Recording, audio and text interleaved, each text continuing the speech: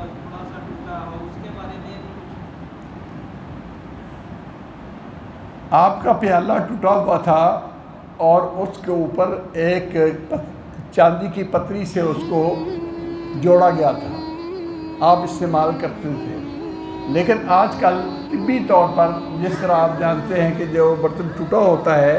یا اس کے اندر کوئی دراڑ پڑ جاتی ہے تو نظر نہیں آتی، وہ جراثیم اس کے اندر سرایت کر جاتے ہیں.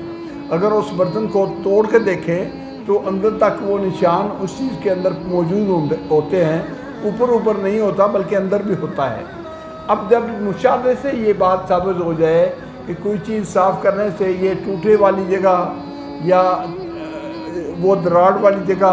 اس میں کوئی جراثیم اور رک جاتے ہیں اور صاف نہیں ہوتے، تو حفظان صحت کے لیے ایسے برتن کو استعمال نہیں کرنا چاہیے. شرعاً